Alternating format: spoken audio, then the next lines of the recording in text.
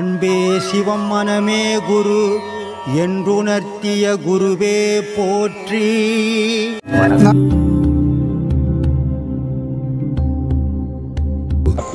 வணக்கம்பா. நம்ம ஆசிரமத்தில் வர்றவங்க ஆன்மீகத்தில் நிறைய தேடல்கள் சந்தேகங்கள் வச்சுக்கிட்டு வராங்க. ஒரு சில விஷயங்கள் நம்ம சொல்லும்போது எனக்கு அப்படி நடந்தது, நான் கூட இறைவனை உணர்ந்துட்டேன், நான் இறைவன் எனக்குள்ளே வந்தார், இப்படி சொன்னார் அப்படி சொன்னார்னு சில பேர் சொல்கிறாங்க. அவங்களுக்கு என்ன, நம்மளால் என்ன பதில், அவங்களுக்கு தீர்வு என்ன, அவங்கள தெளிய வைக்கிறதுக்கு ஆனால் பதில் ஏதாவது சொல்லணும். அவங்களெல்லாம் தெளிய வைக்கவே முடியாது. ஏன்னா அவங்களெல்லாம் ஒரு கற்பனையிலேயே சுற்றி நிற்கிறவங்க. அந்த கற்பனையை நம்மளால் போக்க முடியாது. ஒன்றே ஒன்று நம்ம தெரிஞ்சுக்க வேண்டியது, கடவுள் எனக்குள்ளே வந்தார், இது சொன்னார் அது சொன்னார்னா இங்கே வரமாட்டான். கடவுள் சொன்ன பிறகு அவன் எதுக்கு இங்கே வரப்போறான்? மனுஷங்கிட்ட வர வேண்டிய அவசியம் இல்லை. கடவுளை எல்லாத்தையும் சொல்லிட்டு வர, அப்புறம் மனுஷங்கிட்ட இங்கே குரு தேவையில்லை, கோயில் தேவையில்லை, ஆசிரமம் தேவையில்லை, எதுவும் தேவையில்லை. இது மாதிரி சொல்கிறான்னா புழுவுறான், கற்பனையில் சுற்றுறான், கனவு கண்டுக்கிறான்னு அர்த்தம். இல்லைங்க, எனக்கு ஒரு நிமிஷம் வந்தார், நான் உணர்ந்தேன்னு சொல்கிறாங்க, அதுக்கப்புறம் எனக்கு எதுவும் தெரியாது, திரும்ப நான் இப்போ இறைவனை அது எப்படி அவர் கடவுள்னு நீ எப்படி சொல்கிற? நான் உணர்ந்தேன், அது மாதிரி உணர்ந்தேன். கடவுள்னு எப்படி சொல்ற? உணர்ந்த எத்தையோ ஒன்று உணர்ந்த, கடவுள்னு எப்படி சொல்றத? எனக்கு எதுவுமே தெரியல, உலகமே தெரியல, எதுவுமே தெரியல. தூங்கினா கூட எதுவுமே தெரியாது, பக்கத்து வீட்டுக்காரனை வெட்டினா கூட தெரியாது. தூங்குனா தூக்கத்துல அந்த இன்பமான கடவுள் உணர்ந்த இன்பத்தை நான் உணர்ந்தேன். அப்புறம் இன்பத்தை உணர்ந்தவர் கடவுளை அடையிறது இன்பம் தான். இன்பத்தை உணர்ந்தவர் இங்க என்னத்துக்கு வரணும்? அந்த நேரத்துல உணர்ந்தா அதுக்கப்புறம் இல்ல, அதுக்கப்புறம் வருவார், இன்னொரு வாட்டி வருவார். எப்பன்னா அவர் வேலை அங்கன்னா வேலைக்கு போயிருப்பாரு. இந்த மாதிரி புழு உருவனுக்கெல்லாம் நம்ம பதில் சொல்ல வேண்டிய அவசியமே கிடையாது. சரி. ஏன்னா மனுஷன் தூக்கத்தில் ரெண்டு விதமான கனவுகள் வரும். ஒன்று பயம்புத்துற கனவுகள் வரும், ஒன்று இன்பமான கனவுகள் வரும். இவனுக்கு ஏதாவது இன்பமான கனவுகள் வந்துச்சுன்னா கடவுளே வந்துட்டாருன்னு நினச்சிப்பான் கற்பனையில். கடவுள்ன்றது அவ்வளோ சாதாரணமான விஷயம் இல்லை, கிடையாது. இந்த கையில் இருக்கிற நகங்கள்லாம் சுருண்டு போய்க்குது, தலைமுடி தரையில் போயிட்டு இருக்குது. கடவுளை தவிர வேற எந்த எண்ணமும் இல்லாத உட்காந்துக்கிறான். அவனே பார்க்கல. பக்கத்து வீட்டுக்காரன் ஏமாந்த ஆண் வாய்த்து தூணா கொஞ்சம் மண்ணவாரி கொட்டிடலான்னு நினைக்கிறன்னு கடவுள் ஆடுவார. எனக்கு கூட ஒரு பொம்பளை போன் பண்ணிச்சு, சிவபெருமானும் சக்தியும் இங்கே தலையில் ஆடுறாங்க நடனம் அப்படின்ட்டு. நடனம் ஆடும்போது என்கிட்ட ஏன் கேட்கணும்? சக்தி சிவங்கிட்ட கேட்க வேண்டியது தானே. இந்த மாதிரி பிரமை, அது மனப்பிரமைன்னு இப்போ சொல்லுவாங்க தெரியுமா? அந்த மாதிரி மனப்பிரமையில் சுற்றுறவங்க அவங்களுக்கெல்லாம் பதிலே சொல்லக்கூடாது. சரிப்பா, ரொம்ப சந்தோஷம், நான் கூட ஒன்றும் பார்க்கல, நீ போய் பாருப்பா, அனுப்பிச்சிடணும். உபதேசமே கொடுக்கக்கூடாது அப்படிப்பட்டவங்களுக்கு. அவங்க அந்த அளவுக்கு தேடல் அதிகமாக இருக்கா? தேடலே கிடையாது பாத, அதுக்கு பேர் தேடல் கிடையாது. தேடல் இருக்கிறவன் ஒரு குரு கிட்ட போயிட்டு நான் இத்த கண்டேன் அத்த கண்டேன்னு சொல்ல மாட்டான். சாமி நான் அதை அடையணும், எது வழி எனக்கு காட்டு, சரி அந்த வழியில் நீ காட்டுற வழியில் நான் பயணம் பண்ணி பார்க்குறேன் அப்படின்வானே தவிர இதை பார்த்தேன் அதை பார்த்தேன்னா அவன் கற்பனையில் தெரியுவேன். இப்போ நீ உபதேசம் குத்தினா கூட, இப்போ போன வாரம் ஒருத்தன் ஃபோன் பண்ணுறான் எனக்கு, ஆவடியிலேருந்து ஃபோன் பண்ணுறான். இங்கே ஒரு உபதேசம் வாங்கிட்டு அவன் போய் இன்னொருத்தருக்கு அங்கே சொல்லி கொடுத்துக்கிறான். சரி சரி. அவனுக்கு தலைவலியெல்லாம் வந்துடுது. இவன் ஒரு உபதேசம் வாங்கினோன்னு இவன் பெரிய மகான் ஆகிட்டேன்னு நினச்சிக்கணும்.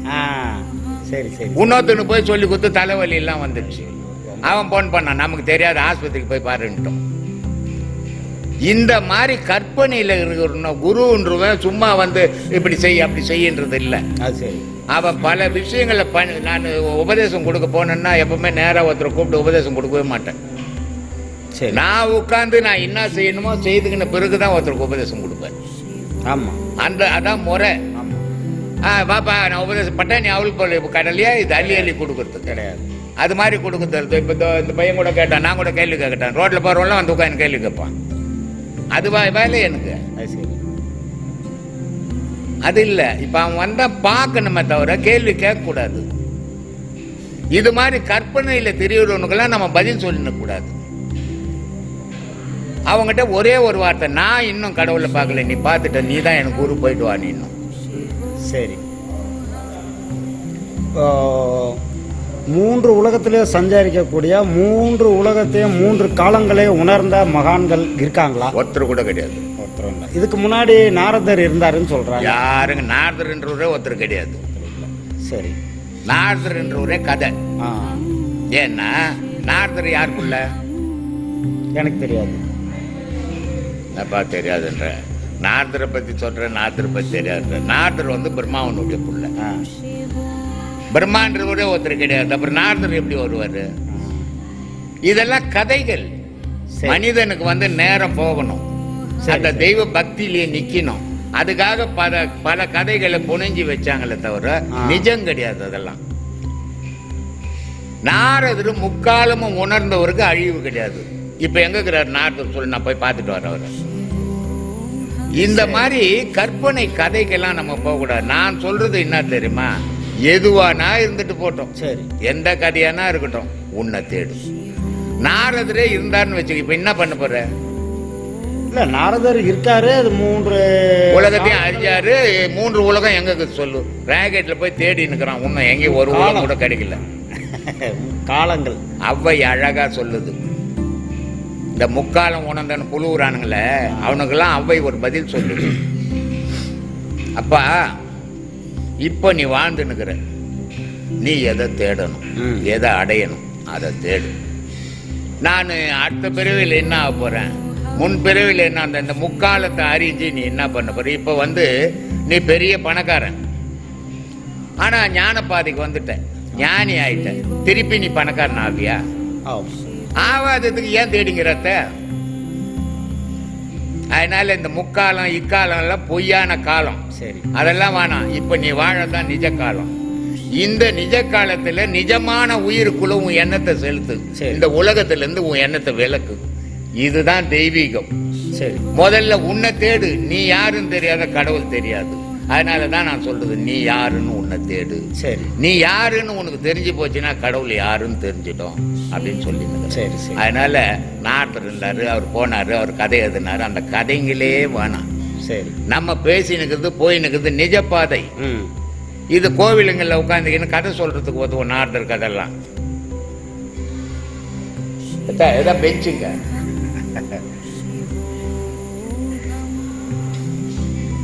அதனால அந்த மாதிரி கதைகள் வந்து புராணத்தை பற்றிட்டு புராண கதைகள் சொல்லின்னு இருக்கிறது நமக்கு எதுக்கு? நம்ம சொல்லின்னு இருக்கிறது நிஜத்தை தேடு அப்படின்னு. சரி, இப்ப கடவுள், எத்தனை கடவுள் உலகம் ஃபுல்லா இருக்குது, ஏராளமான கடவுள்கள் இருக்குது.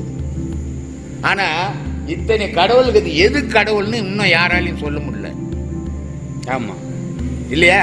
அப்படி கடவுளுங்களே இவ்வளவு குழப்பங்குது. சரி, அப்புறம் எது நிஜம்? நாரதர் இருந்தாரு, அவர் போனார், இவர் போனார். எங்க தாத்தா இருந்தது எனக்கு தெரியல, பேர் தெரியல எனக்கு. சரி, சரி, சரி. நாரதரை பத்தி தெரிஞ்சு நான் என்ன பண்ண போறேன்? சரி, அது அவசியம் இல்லை. வம்சாவழியில வந்த எங்க தாத்தா தெரியலப்பா. எங்க தாத்தா இல்லைன்னா எங்க அப்பா இருந்திருக்க மாட்டாரு. சரி, ஆமா. எங்க அப்பா இல்லைன்னா நான் இருந்திருக்க மாட்டேன். எங்க தாத்தாவே தெரியல எனக்கு. நாரதரை தெரிஞ்சு என்ன பண்ண போறேன்? எல்லாரும் நான் கடவுளை தேடுறேங்க, கடவுளை தேடுறேன். கடவுள் எதிர வந்தா என்ன பண்ணுவேன் நீ? என்ன கேப்ப? அவர் என்ன கோடி சொன்ன ஒரு பொட்டி உலகத்துல வாழ்டா சொல்லுவாரு. அப்புறம் எது கடவுளை தேடுற நீ? உன்னை தேடுறா, உலகத்தை தேடுற. உலகம் இருந்துக்கினே இருக்க, நீ இருக்க மாட்ட. முதல்ல உன்னை பத்தி தெரிஞ்சுக்கோ. சரி, அதுதான் நம்ம சொல்லினுங்கிறது. கற்பனை கதையெல்லாம் நம்ம பேசக்கூடாது, நம்ம அதுக்கெல்லாம் பதில் சொல்லணும் கூடாது. சரி, இதான் 3 பெண் தெய்வம். சரி, சக்தி, லட்சுமி, சரஸ்வதி. ஆண் தெய்வத்துல 3 தெய்வம், பிரம்மா, விஷ்ணு, சிவம். இந்த பெண் தெய்வம் 3 தெய்வங்கள் எங்கெங்க இருக்குது அப்படின்னா, ஒன்னு இடுப்புல நெருப்பா இருக்குது, அது சக்தி. இன்னொன்னு வயிற்றுல எல்லா பொருளையும் வாங்கி ஜீரணமாக்கி உன்னை செழுமையா வச்சுக்கிறது மகாலட்சுமி. சரி. இன்னொன்னு சரஸ்வதி, தொண்டையில இருக்கு. நாரதர்னா நாக்குன்னு அர்த்தம். சரஸ்வதியினுடைய புள்ளதான் சரி நாரதர், பிரம்மாவனுடைய புள்ள. சரி சரி. சரஸ்வதி இங்க இருக்கிறா, நாரதர் இங்க இருக்கிறார். இந்த நாரதனுடைய வேலை என்னன்னா, எல்லாரும் கலாபனை பண்ணி விட்டுக்கணும், ஏதாவது ஒரு சண்டை மூட்டி விட்டுக்கணும், அதுல ஒரு நியாயம் பறக்க வைக்கத்தான் நாக்குனுடைய வேலை. சரி சரி. இதை தான் திருவள்ளுவர் சொன்னார், யாகவராயனும் நாகாக்க சோகாப்பர் சொல்லிழுக்க தொண்டுனார். அதனால பிரம்மாவனுடைய புள்ள நாக்கு தான். இந்த நாக்கு தான் முக்காலத்தை பற்றியும் பேசும், 4 காலத்தை பற்றியும் பேசும். சரி சரி. வேற எதுவும் உடல்ல பேசாது. அதே மாதிரி 3 ஆண் தெய்வம். ஒன்று ஆண் பெண் குறி பிரம்மா, இன்னொன்று மகாவிஷ்ணு நீல நிறம் அது வயிறு, இன்னொன்று சிவம் அது உச்சி ஓசை.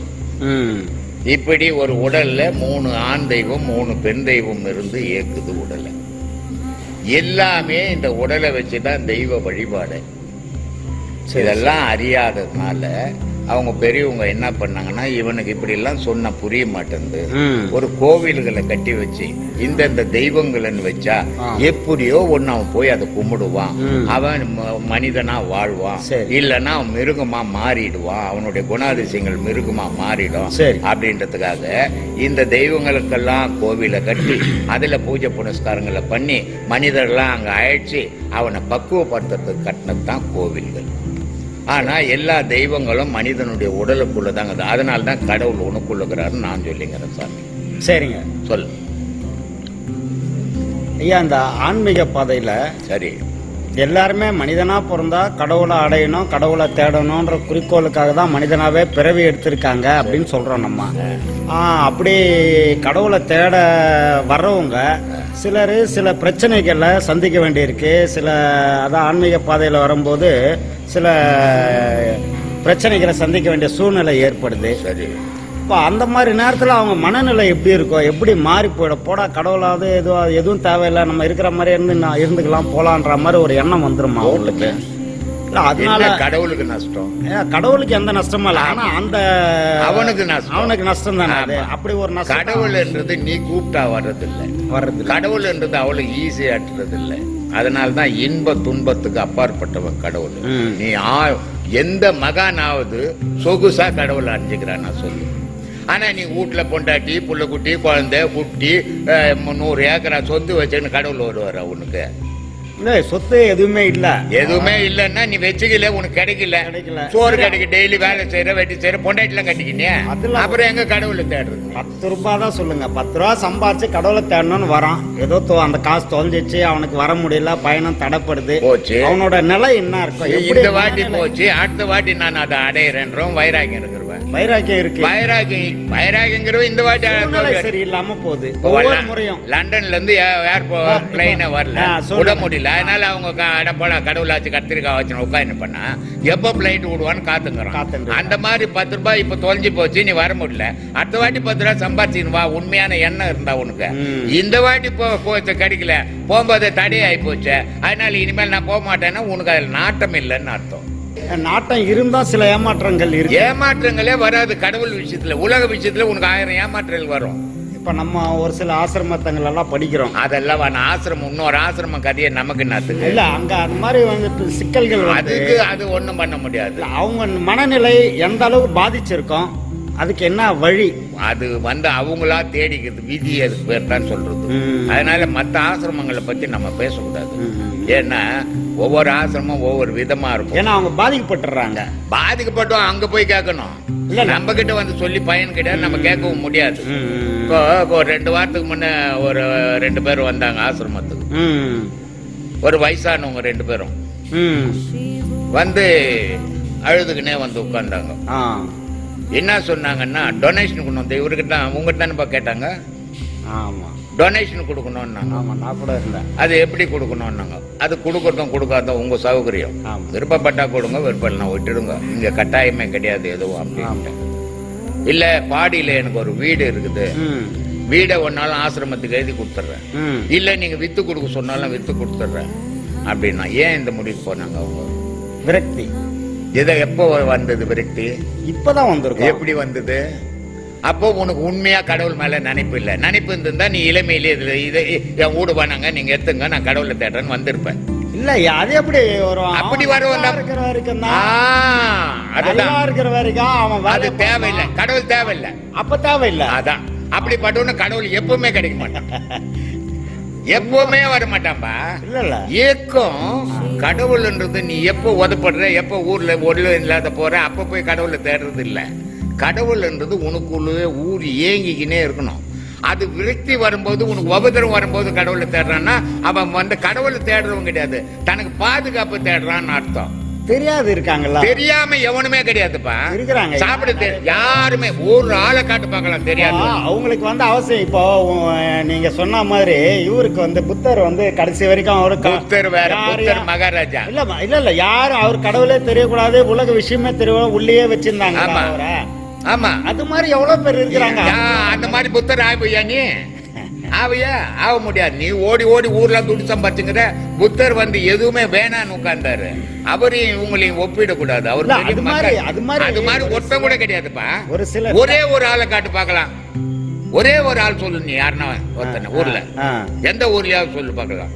ஒருத்தன் கூட கிடையாது. எல்லா விஷயம் தெரியும், ஆனா அவன் சட்டையே பண்ண மாட்டான். நமக்கு போயிட்டாரு. எதுக்குடா கடவுளை? நான் சம்பாதிக்கிறேன், நான் சாப்பிட்றேன், அப்புறம் கடவுள் நத்துக்கிட்டா அப்படின்னுவான். ஆனா எல்லாம் போய் எழுந்து போய் அனாதையா நிக்கிறான் பாரு. ஐயோ கடவுள் தரணும், கடவுளை தரணும் வருவான். உபயோகமே ஆக மாட்டான் அவன். அவங்க வந்தவங்க அப்படித்தான் வந்தாங்க. ஏன்னா இவ்வளோ காலம் எந்த ஆசிரமத்திலேயாவது எங்கேயாவது போய் ஒரு நல்ல வழி தேடலாம், இல்ல எந்த கோயிலாவது போய் பக்தி பண்ணலாம் அப்படின்னு தேடல. கடைசி காலம் ஏஜ் ஆகி போச்சு. அதனால எங்கேயாவது போய் ஒண்டிக்கலாம், நமக்கு ஆதரவு வேணும் அப்படின்னு இங்க வந்தாங்க. நான் ஒரே வார்த்தை சொல்லிட்டேன், இங்க காலையில வரணும், சாயந்தரம் போயிடும். இங்க யாரையும் தங்க வைக்கிறதே கிடையாது. இல்ல கடைசி காலத்துல எங்களுக்கு ஆதரவு இல்லைன்னு. அண்ணா நகர் பக்கம்லாம் நிறைய ஹாஸ்டல் மாதிரி வச்சுங்கிறாங்க.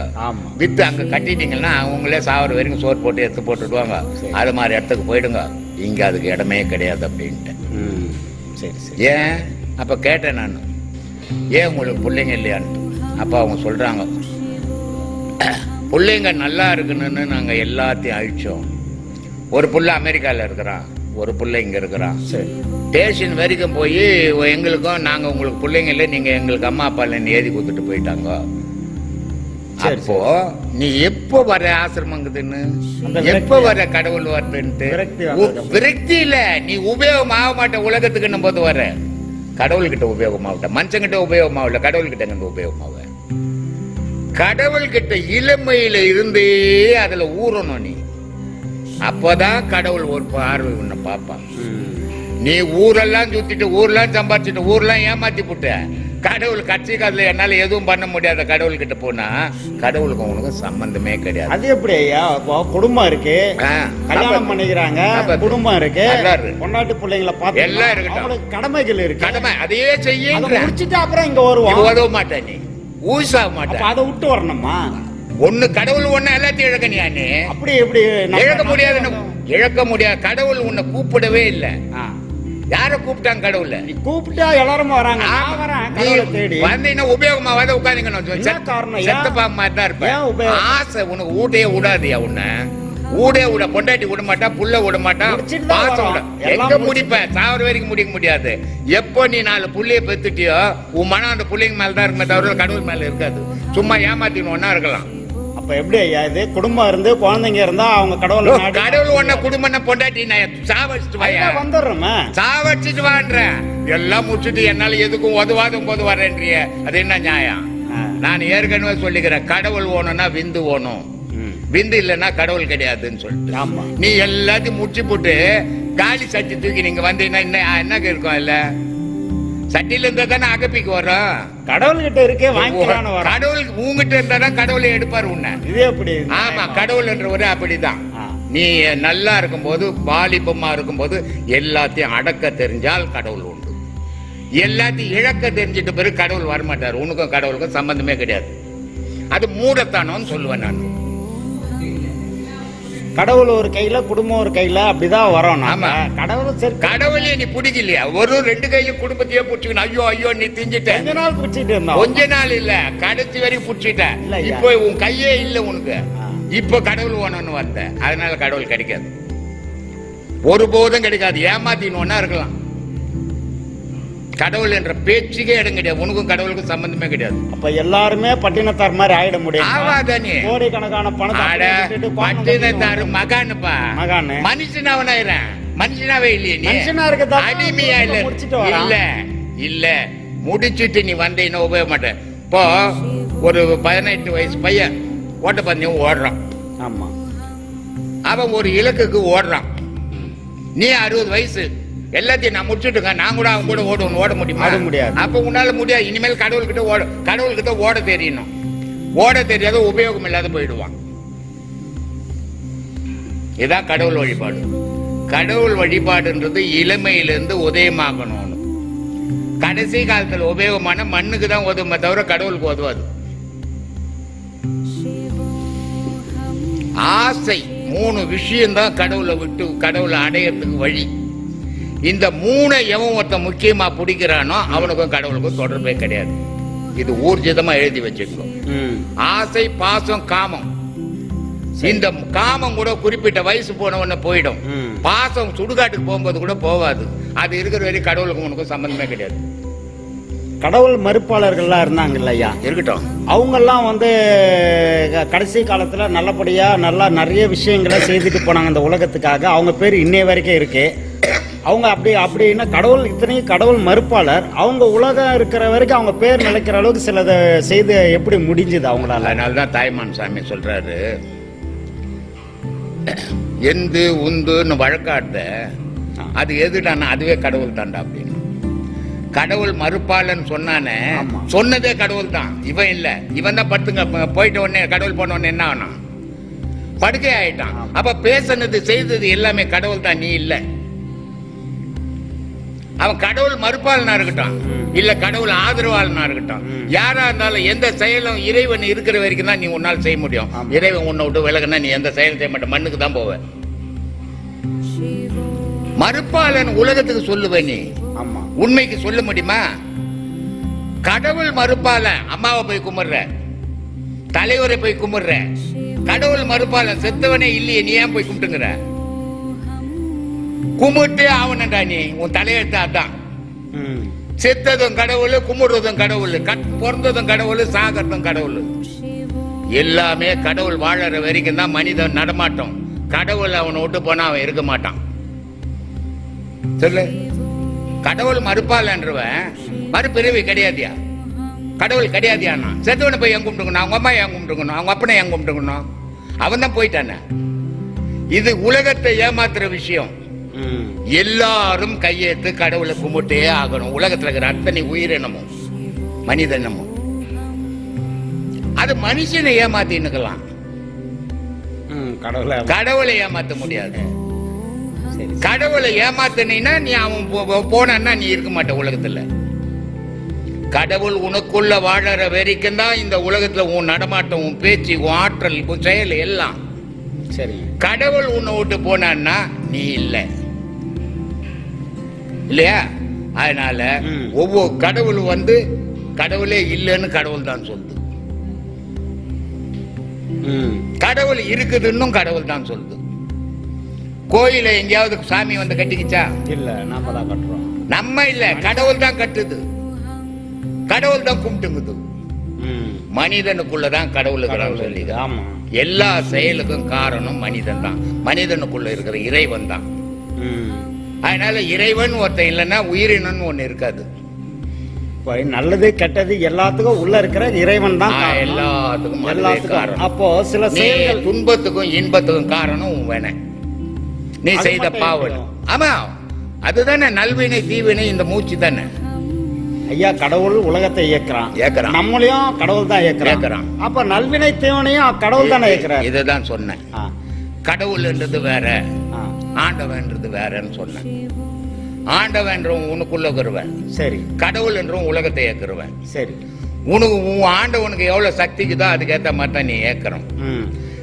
நீ இந்த பிறப்பை எதால ஏத்தனா விதி பயனால தான் இந்த பிறப்பை வந்தது. விதி பயனில்னா இந்த பிறப்பே கிடையாது. ஒருத்தன் நொண்டியா பிறகுறான் சரி, அவன் ஏன் கடவுளுக்கு என்ன பகையா? அவன் ஏன் நொண்டியா பிறக்கணும்? ஒருத்தன் குருடனா பிறகுறான், கடவுளுக்கு நான் பகையா? இல்ல. ஒருத்தன் பாத்தீங்கன்னா கடகாத்தமா இருக்கிறான், அவன் கடவுளுக்கு உறவா? சரி. எப்படி நடந்தது இது? ஒருத்தன் பணக்காரனாகிறான், ஒருத்தன் எவ்வளவோ அறிவு இருந்து முயற்சி பண்றான், வளரவே முடியல. ஏன்? ஏற்றத்தாழ்வு. ஏன் கடவுளை பண்ணா? இதெல்லாம் சிந்திச்சாதான் கடவுளை பத்தி தெரியும். எல்லா உலக செயல் எல்லாத்துக்கும் உன் நல்வினை தீவினை, உன் விதியினுடைய முடிவு தான் வாழ்க்கை. ஒரு மனிதனுக்கு கடவுள் யாருன்னா விதி தான். ம். உலகத்தை ஆள்றது கடவுள், சரி.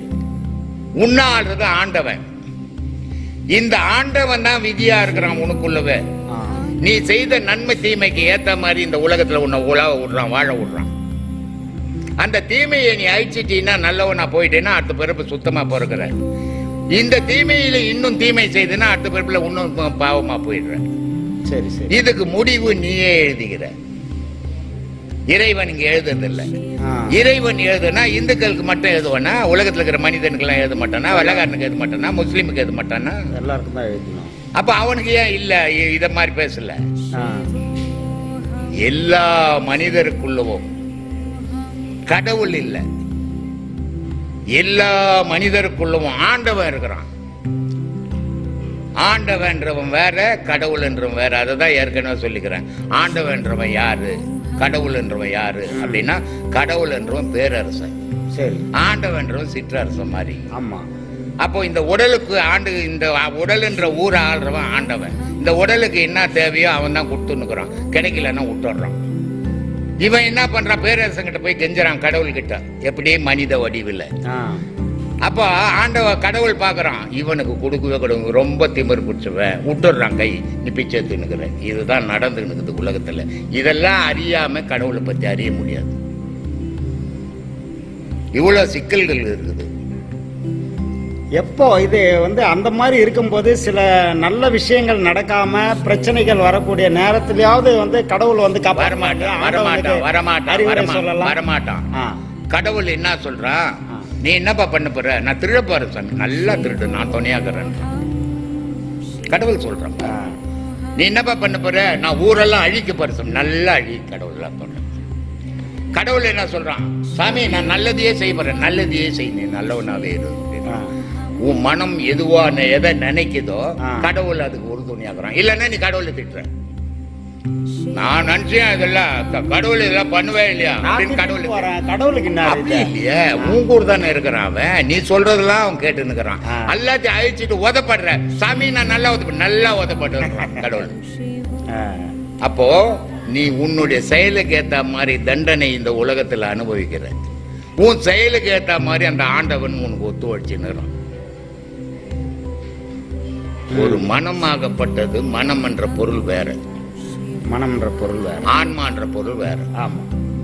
மனம் என்ற பொருள் உன் புள்ள மாதிரி, ஆன்மா என்ற பொருள் அப்ப மாதிரி. நீ இந்த மனமாகப்பட்ட புள்ள 1000 தவறுகளை செய்து உன் பேச்சே கேட்கல, எவ்வளோ நல்லது எடுத்து சொல்ற, அப்பா இப்படி போ, இதை செய், இதெல்லாம் செய்யாத, இதெல்லாம் தீமனுக்கோ உட்காரியா, எனக்கு தெரியும் வயசாய் போச்சு, போயா ஓரமா அப்படின்ற. யார் சொல்றான்? புள்ள. உன் புள்ள சொல்றான். ஆனா புள்ள போய் ஆபத்துல சிக்கிக்கணும், உதப்படுறான். இவ்வளோ சொல்லி கேட்காத புள்ளிக்கு நீ போவாது இருப்பியா? போகக்கூடாது. போவாது இருப்பியா? எந்த அப்பனாவது இருக்க முடியுமா? எவனாவது இருந்து இருக்கிறானா? முடியாது. நாங்க பண்றது பெத்துட்டாங்க, அதனால நான் ஓடுறேன். சரி, தப்புதாங்க, என்ன பண்றது, மனசு கேட்கலங்க. அப்போ இந்த தவறுகளை ஆன்மா அனுபவிச்சுன்னு, மனம் செய்யற தவறுகளை ஆன்மா சுமந்தும் தெரியுது, ஊரா சுமந்தும் தெரியுது. அப்போ இந்த தவறுகள் எந்த உலகத்துல ஏற்பட்டதோ அந்த உலகத்திலேயே அதை விட்டுட்டு போகணும். ஒரு தவறுக்கு ஆன்மா ஒத்து போகுது, ஏதோ ஒரு தவறு இல்ல, 1000 தவறுக்கு போகுதுன்னா துணை போகுதுன்னா எந்த வகையில எல்லாத்துக்கும் துணை போவோம். அப்பதான் நீ நல்லவன். ஏன்னா ஆன்மாவை நீ முன்னால் அறிய முடியாது.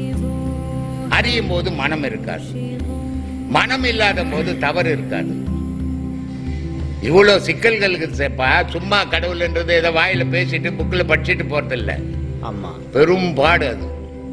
அதனால்தான் பாம்பாட்டி ரொம்ப அழகா சொன்னார், கடவுள் அறியணும்னா சும்மா நாங்க கத்தின்னு உட்காந்து கதை. அதை எப்படி அறியணும்? நீ உள்ளவே அறியணும், வெளியே தடக்கூடாது. உள்ளுக்குள்ளே உணர வேண்டும், உள்ளும் புறம்பும் அறிய வேண்டும். மெல்ல கனலை எழுப்ப வேண்டும். எங்க இருந்து? மூலாதாரத்திலிருந்து கனலை எழுப்பணுமா. எவன் எழுப்ப முடியும்? போயா காக்கசு போன, காக்கசு வரல, அந்த சொன்ன பேச்சு கேட்டுன்னு போனேன், கண்ணெல்லாம் சிவந்து போச்சு, வயிறெல்லாம் ஊதி போச்சு, நீன்னு வரான். இவன் எங்க கடவுளை தேடுவான்? அதனால் சொல்றான், உள்ளுக்குள்ளே உணர வேண்டும், உள்ளும் புறம்பும் அறிய வேண்டும், மெல்ல கனலை எழுப்ப வேண்டும், வீதி புனலில் செலுத்த வேண்டும், கள்ள புலனைந்தும்னா. அடப்பாவி, இந்த கண்ணு மூக்கு வாயிலாங்குது, இது கள்ள புண்ணு திருட்டு போடுறா, இது இதை விட்டுடுறா. அவன் தெரிய மாட்டான். எந்த மனுஷனால இதை விட்டு வாழ முடியும்? விட்டு வாழ முடியாது. அதனால துன்பத்தில் ஈடுபட்டு தான் ஆகணும். இதான்பா கடவுள் நீதி. கடவுள் சொல்றான், எந்த கோயில்? சாமிக்கு தேடாங்க. இல்லையே சாமி. அப்ப எங்கடா இருக்குது? உள்ளத்துல இருக்குதுடா. அங்க பார்க்க மாட்டேன்றியாடா, வெளியே தேடின்னு திரியாடான். அதனால சொல்றான், அடப்பாவி, இந்த கோயில் எல்லாம் கட்டி இருக்குத பேட்டனி நீ தாண்டானா.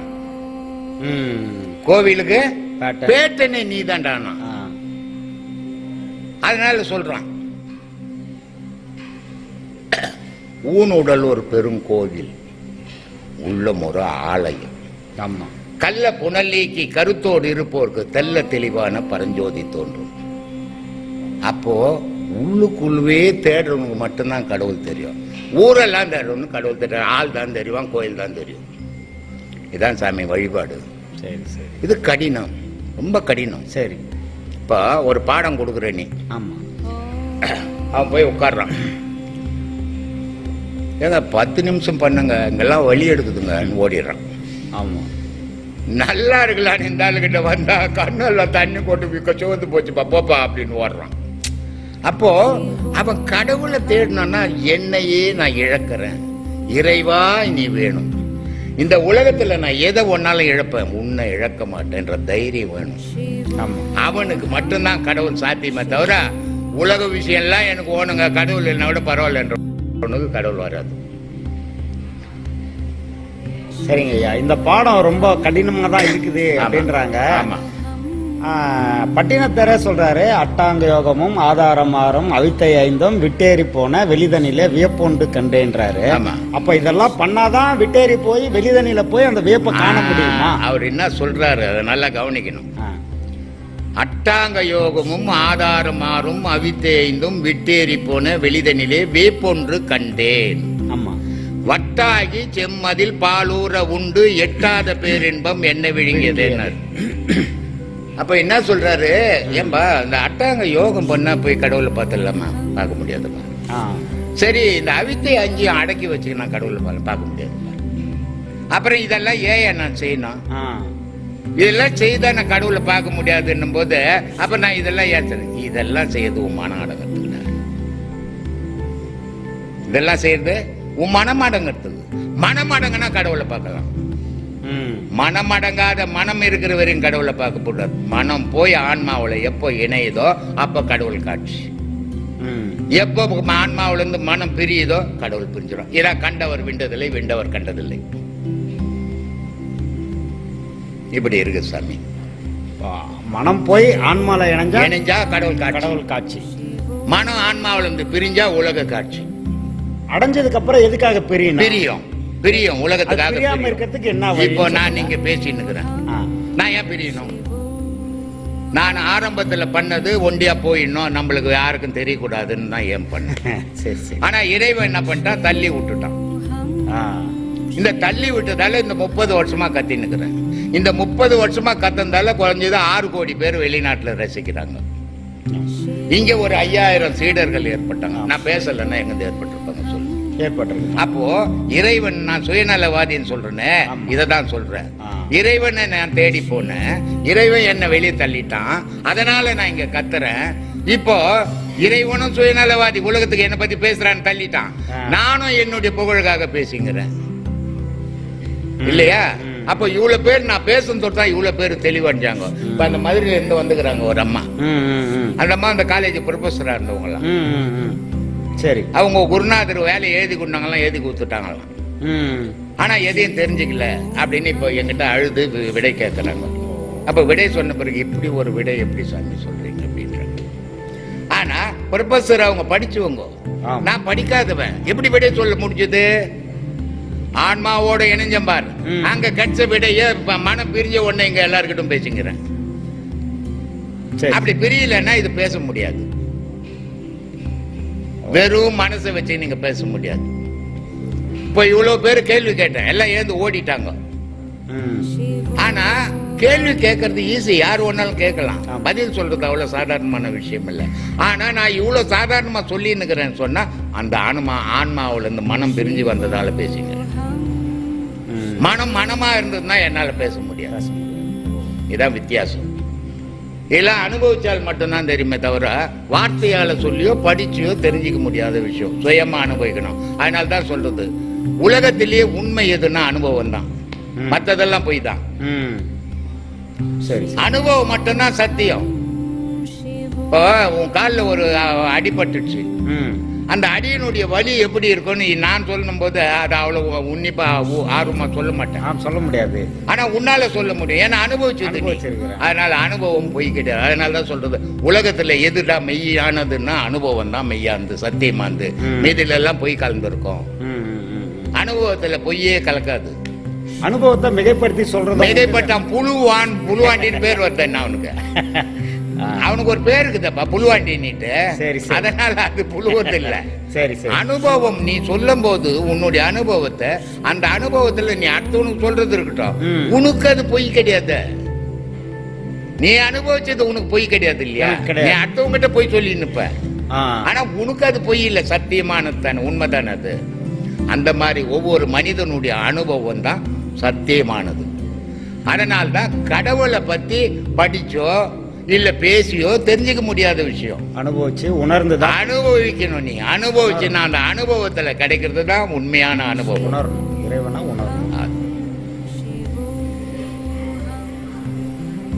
ஆத்மாவன கையா. ரொம்ப சந்தோஷம் சாமி, ஒரு முடிவோட வரீங்க எல்லாரும்.